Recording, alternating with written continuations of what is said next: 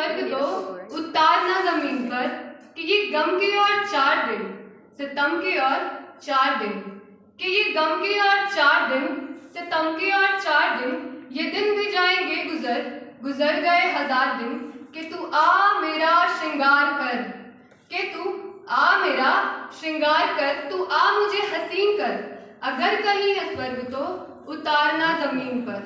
संसाधनों के सेतुओं से मैं भारत का विकास करना चाहती हूँ, हाँ मैं राष्ट्र निर्माण करना चाहती हूँ।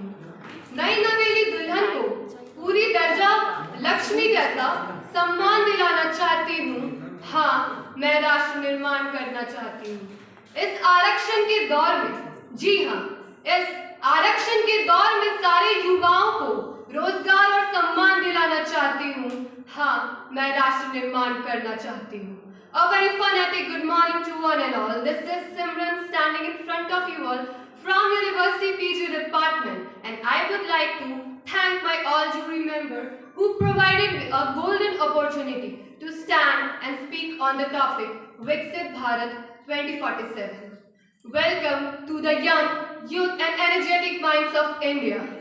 In the words of Franklin Rosa, I will quote, "We cannot build a future for our youth, but we can build our youth for future generation." And yes, this is what we are talking about, for a future generation of our youth of India.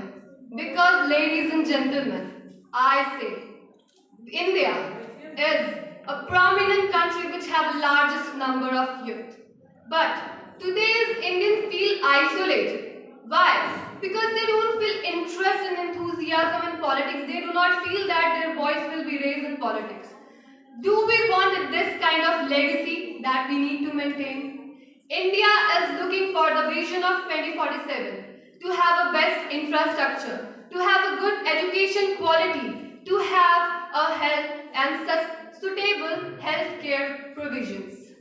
Yes, our Prime Minister Narendra Modi has provided several schemes and many, you can say a yojana, because I will definitely say युवा ही भारत की विकास की समृद्धि के योग्यता है, और वो हमारे विकास को साक्षर करने की योग्यता रखता है. So our Prime Minister Modi, recently they developed a various kind of vision. If we talk about Indian Space Research Organization, we have successfully landed Chandrayaan Yojana. Chandrayaan is, something that is very big, and it connected India to space, Earth and satellite. There are many more things, like India is going toward a federal state condition. India, we can say, is a largest producing of mobile and car too, because it has created and developed many more big settled and market in India. So there are many more enthusiasm. If we talk about 8 November 2016, what was the day?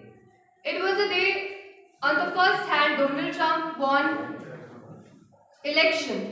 On the other hand, we have demonetization.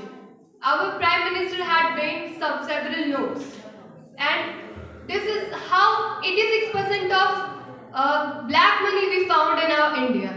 They have looked up. If we have looked the strata and demographic point of view, India is the first largest country who is growing economically. We are growing economically, passionately, and developing our nation culturally too. Because our Prime Minister Narendra Modi has went to several states and countries, my dear gentlemen. My dear fellow friends, I would like to say that connecting India is a very good something which relate economically India, because it also increases the job opportunity. Job opportunity, on the other hand, it provides the opportunity to youngsters to build in the aspect of technology. Because what we are talking about, we all are youth, and I will definitely say the flowers of today are the seeds of tomorrow. They will generate by developing the youth of the nation. Nation and narration should be increased by all these startups takes up. And we can also add by taking some examples, like there are many several countries that they have introduced the idea of renewable sources of energy, right? So if we introduce, actually India is innovating, and there are few states that their technology is very much advanced, that they have made renewable kind of cars. They are introducing the online and engines and the locomotives that are introduced in the country. So if we use a renewable sources of energy, then a pollution-free India will take up. Our India started growing because if we see the time of pandemic, the time of pandemic was itself a very bad experience we all have. But what is the good eyesight? We have two type of eyesight, like a bad and good. I take up a good eyesight because we have provided a number of vaccinations in a country, in a different countries and states, and in own country it is very done in a very good manner. We are becoming the part of G20 as well. My dear fellow friends, I will definitely say that India is growing and our nation is growing. So I would like to conclude my topic with a small points like सफल वही नहीं होते हैं जो सिर्फ आस करते हैं, बल्कि सफल वो होते हैं जो प्रयास करते हैं। सर्वे भवन्तु सुखिनः। जय हिंद, जय Bharat. Thank you so much.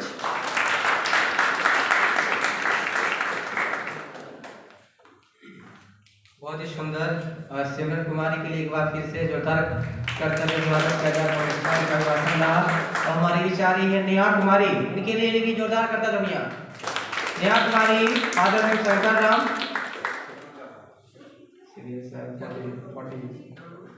Sir Neha Kumari, father name Shankar Ram.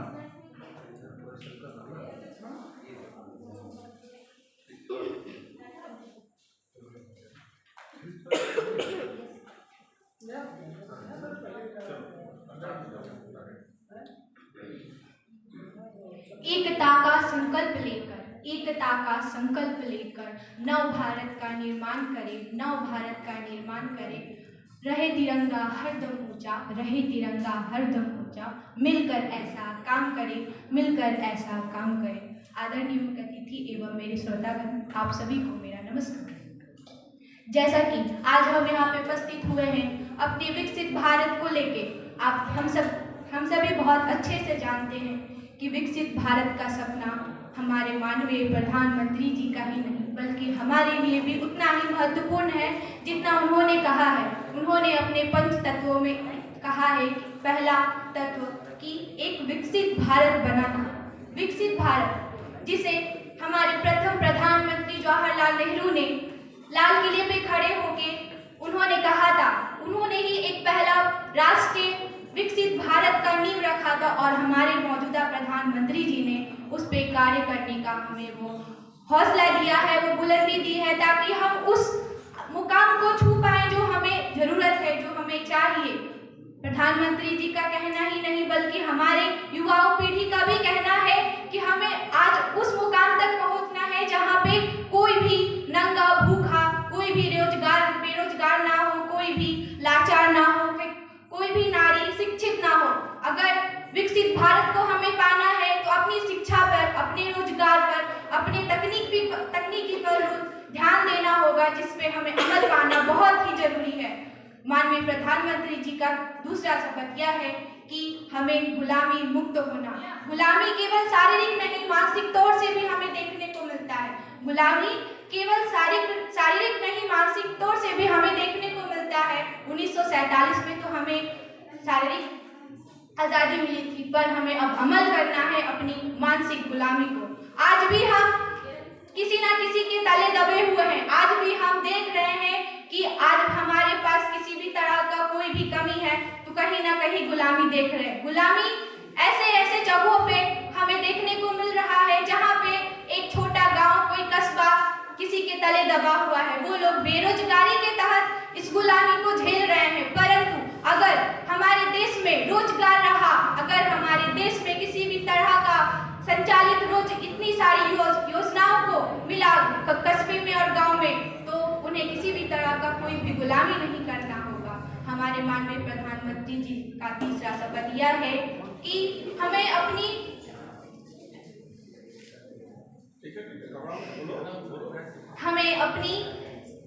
सभ्यता पर, हमें अपनी संस्कृति पर, हमें अपने सम्मान को, अपने अर्पण और समर्पण पे ध्यान देना होगा, जो कि हमें यूं ही नहीं मिली। 2047 का वह समय जब वीर और वीरांगनाओं द्वारा अपनी जान को की आहुति देते हुए जब हमें ये प्राप्त हुआ था, तब जाके हमें ये आज़ादी मिली थी। आज का वह उस समय का वह समय जब किसी के बेटे खोए थे, किसी के भाई खोए थे, किसी माँ ने अपने आंसू ना जाने खून से बहाए थे। लेकिन अब हमें जरूरत है अपनी सभ्यता को, अपनी कला को, अपनी संस्कृति को सबसे आगे पहुंचाना, विश्व गुरु बनाना। हमारे माननीय प्रधानमंत्री जी का चौथा शपथ ये है कि एकता और अखंडता। हमारी प्रधानमंत्री जी द्वारा एकता, हम एक करोड़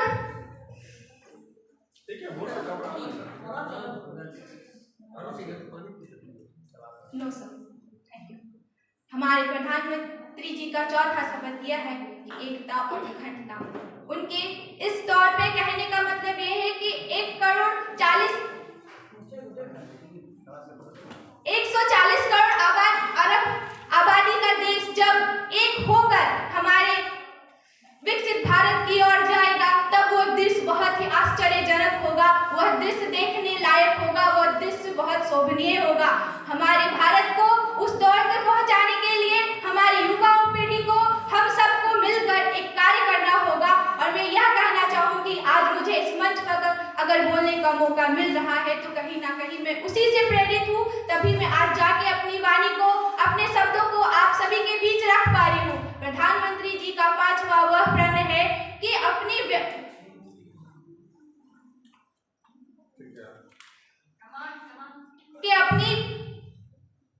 कर्तव्यों का पालन करना। हमारा कर्तव्य है कि भारत में हम एक भारतवासी है, हम एक हिंदुस्तानी है, हम एक भारतवासी के रूप में अपने कर्तव्यों का पालन करना इसलिए जरूरी है क्योंकि भारत वह देश है जहाँ पे रानी लक्ष्मीबाई, सुभाष चंद्र बोस, रविंद्रनाथ टैगोर जैसे कई महान वीर अपने गाथाओं को पूरा किए हैं। हमारे बीच सभी को इसी के साथ मैं अपनी वाणी को विराम देना चाहूंगी।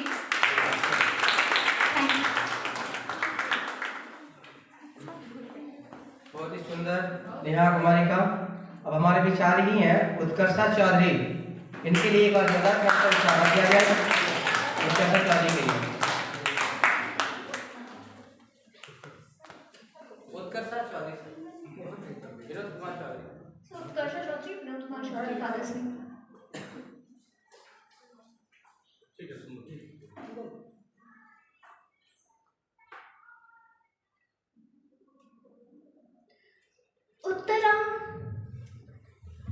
उत्तरम समुद्रस्य हिमालयस्य दक्षिणम। उत्तरम समुद्रस्य हिमालयस्य दक्षिणम। We live in the country where the north is covered with the snowy mountains and the south is covered with the ocean. We are the descendants of the Bharata. We are the Bharatvasi. Good morning, good afternoon to one and all present over here. Good morning to our respected jury members. Good morning to the young ignited minds of India. We are here to discuss about Viksit Bharat.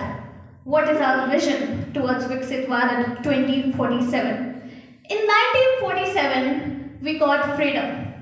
Freedom that we are still cherishing. Freedom that we are still holding on to.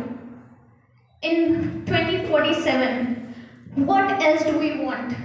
What we are craving for? We are struggling to be the developed nation. For this 75 years, we have been so-called developing nation, and we have been struggling to get the title of the developed nation. How? My question is how we will get there? By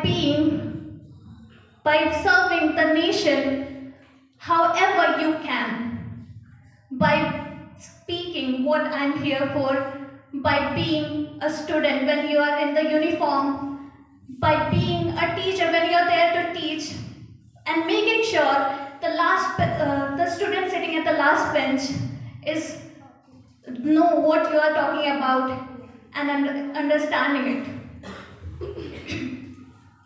People over here talked about Panchpran, and it is the foundation that can lead us to the Viksit Bharat or the developed nation.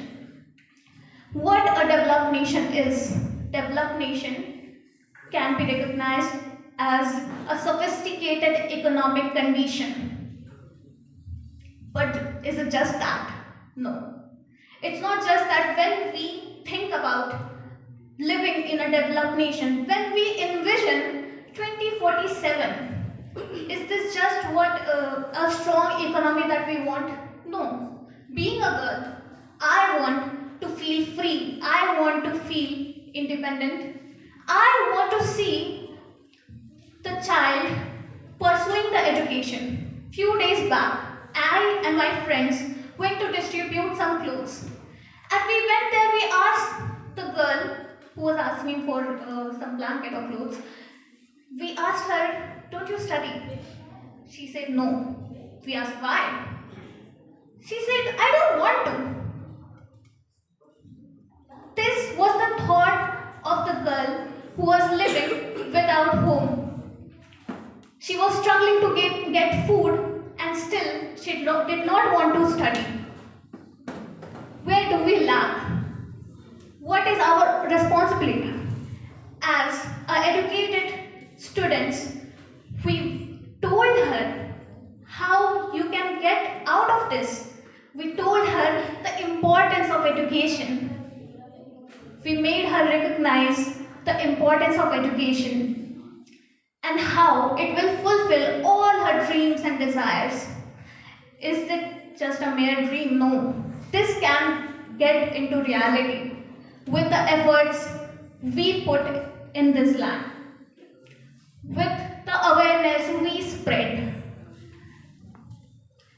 If we come across a person who don't know about their rights, this is our responsibility, this is your responsibility to make them aware of what they deserve, what they have, what privileges they have. We are the youth of India.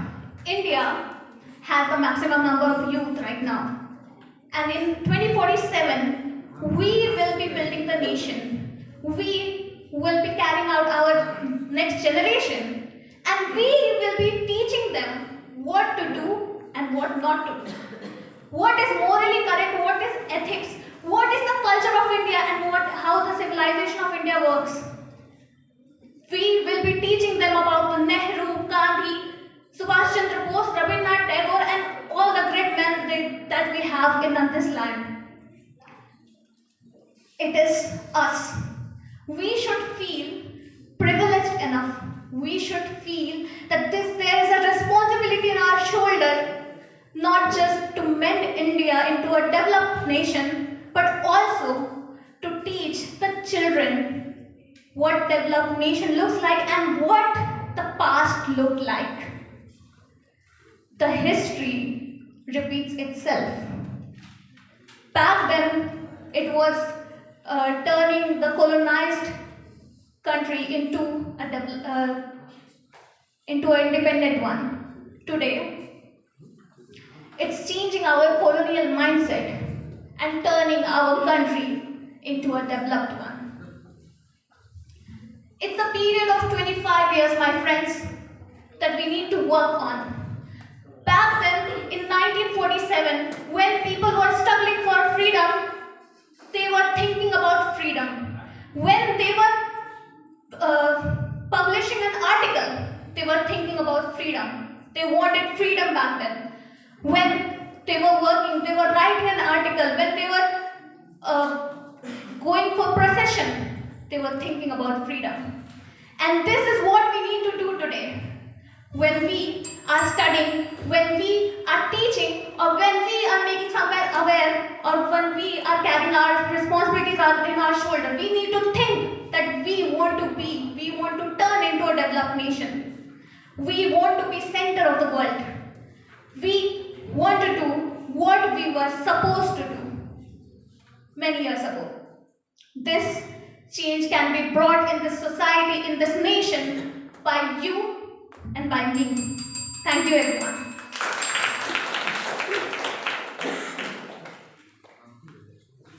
समय का बहुत ही सदुपयोग किए हैं उत्कर्षा चौधरी के लिए जोरदार करते हुए। अब हमारे आ रहे हैं रविंद्र कुमार मंडल, इनके लिए भी एक बार जोरदार इनका स्वागत किया जाए। रविंद्र कुमार मंडल।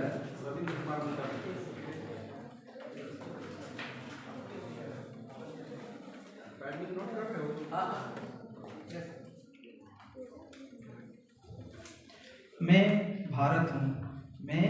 भारत हूँ, मुझे वेदों के ऋचाओं ने जन्मा है। मैं भारत हूँ, मेरा परिचय में बस इतना ही काफ़ी है। गंगा, पवित्र गंगा मेरी माँ है। मैं भारत हूँ, मुझे नालंदा और तक्षशिला जैसे विश्वविद्यालयों ने पढ़ाया है। मैं भारत हूँ, मुझे महावीर और बुद्ध के तपों ने मुझे तपाया है। मैं भारत हूँ, मुझे मंगल पांडे, तिलक और बिरसा और भगत सिंह जैसे सूरवीरों के खून ने सींचा है। मैं भारत हूँ। स्वाधीन भारत के गरिमामय इतिहास में आर्थिक विकास और सांस्कृतिक धरोहर को संजोए रखने वाले झारखंड की इस भूमि में आप सभी की उपस्थिति को मेरा सादर आभार। और मैं मंच में आसीन निर्णायक मंडल एवं नेहरू युवा केंद्र के साथियों एवं मेरे प्रिय भाई बहनों को मैं अपने चरण स्पर्श कर प्रणाम करता हूँ, जोहार करता हूँ, आदाब करता हूँ। आज हम एक बहुत महत्वपूर्ण विषय के बारे में आज चर्चा करने के लिए यहाँ सब एकत्रित हुए हैं। वह महत्वपूर्ण विषय है विकसित भारत, जो कि पूरे भारतवर्ष में इसकी चर्चा हो रही है। ज्ञात होता है कि इसका सर्वप्रथम कल आया है, तो मुझे ज्ञात होता है कि माननीय नरेंद्र मोदी हमारे प्रधानमंत्री जी लाल किले के प्राचीन से जब भाषण देते हैं तब उन्होंने कहा कि विकसित भारत 2047 में कैसा होगा और हम लोग अमृत काल में क्या कार्य करेंगे कि भारत एक विकसित भारत के रूप में होगा। विकसित भारत मुझे नरेंद्र मोदी जी के भाषण का कुछ पद सेंटेंस मुझे याद होता है। विकसित भारत अर्थात वो भारत जहां सभी प्रकार के बेसिक इंफ्रास्ट्रक्चर होंगे, जहां पर किसी भी व्यक्ति के पर्सनल राइट्स का हनन ना होता होगा, जहां स्टेट का आर्बिट्रेटरी पावर ना लागू होता होगा, जहां एक ऐसा भारत जहां बेसिक सुविधाएं शहर और गांव को बांट नहीं रही होगी, वैसा भारत होगा। और उस भारत में औपनिवेशिक मानसिकता वाले सभी प्रकार के निशान को समाप्त कर दिए जाएंगे और अपने सामाजिक और कल्चरल और हिस्टोरिकल और सभी प्रकार के फील्ड में हमारा सभी प्रकार का गर्व होगा, हमें गर्वान्वित होना पड़ेगा। एक ऐसा भारत होगा, परंतु एक ऐसा भारत होगा तो इस भारत को बनाने के लिए हमारे पास क्या क्या लक्ष्य हैं। तो मुझे कुछ लक्ष्य ऐसे इस प्रकार के हैं। प्रथम लक्ष्य है कि बृहद स्तर के आर्थिक विकास को सूक्ष्म स्तर के आर्थिक विकास तक ले जाना है, अर्थात कि आर्थिक विकास सिर्फ कुछ ही फील्ड में, कुछ ही फील्ड में, जैसे कि सर्विस सेक्टर हो गया, टेक्नोलॉजिकल, उसी फील्ड में सीमित ना रहकर मैन्युफैक्चरिंग सेक्टर जो सबसे ज्यादा जॉब देती है उस सेक्टर में हमें पहुंचाना है विकास को। दूसरा है कि digital technology, health tech, fintech,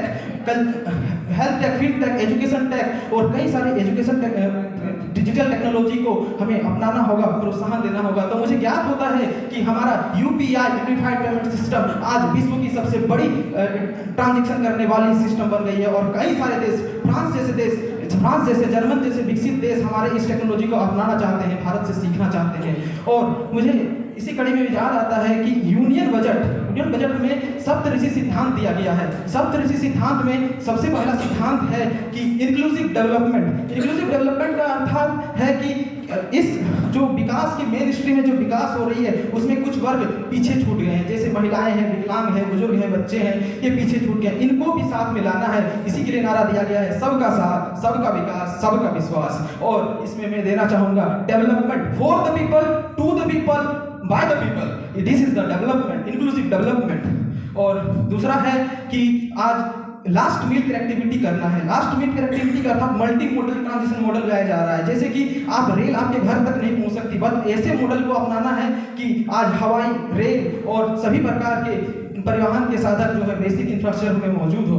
और तीसरा है कि युवा शक्ति को बढ़ावा देना। युवा शक्ति, आज युवा शक्ति सबसे बड़ी शक्ति होती है, इस शक्ति को बढ़ावा देना है। तो विश्व यूनाइटेड नेशन डेवलपमेंट फोरम का माने तो आज भारत डेमोग्राफिक डिविडेंड से गुजर रहा है, तो डेमोग्राफिक डिविडेंड का फायदा उठाना है हमें।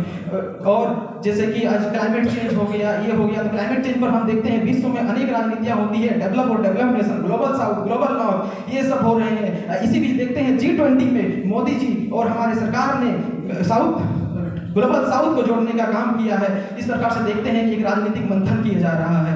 तो हमारा ये सप्तऋषि सिद्धांत में ये सब इंक्लूड किया गया है।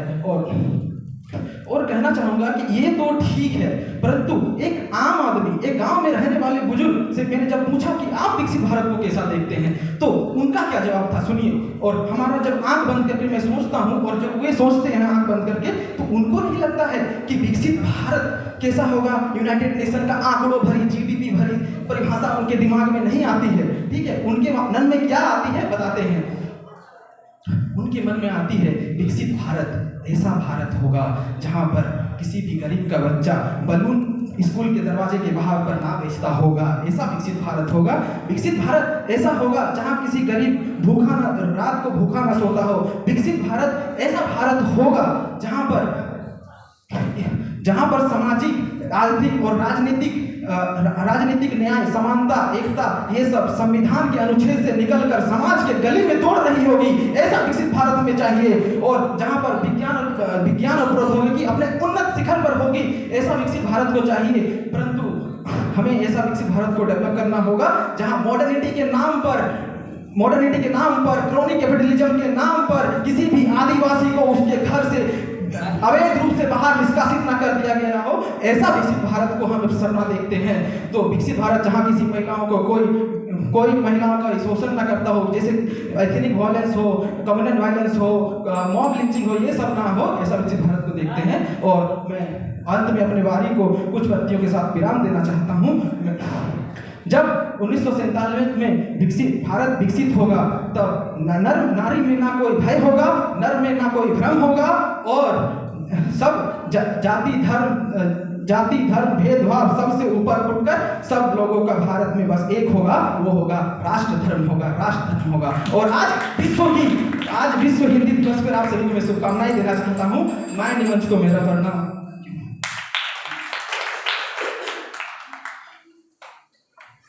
प्रवीण कुमार मंडल के लिए फिर से एक बार जोरदार करतब होना चाहिए, बहुत अच्छा भाषण रहा इनका। और हमारे नेक्स्ट प्रतिभागी है श्वेता कुमारी चौहान, उनके लिए भी मैं करतब पूरा स्वागत चाहिए। ये बहुत ही अच्छी योगा में गई थी हमारे स्टेट के साथ। आइए श्वेता कुमारी चौहान। सर आपको बता देते हैं सर, योगा में सर नेशनल में सर ये लोग क्वालिफाइड। चलो मेरा नाम श्वेता है, मेरे पापा का नाम जितेंद्र कुमार चौहान है। यह विकसित भारत यह होता है कि हमारे देश में अनेक क्षेत्र में विकास हो रहे हैं। जैसे कि हमारे क्षेत्र में पहले गंदा फैला हुआ रहता था, लेकिन अब हर एक क्षेत्र में देखा जा रहा है कि हर एक वहाँ पर साफ सुथरा रहता है और हमारी माताएं बहनें सुरक्षित नहीं रहती थी और पहले नहीं रहती थी, उनके साथ दुर्व्यवहार किया जाता था। लेकिन जिस तरह से सरकार कड़ाई किया जा रहा है, उस तरह से उनको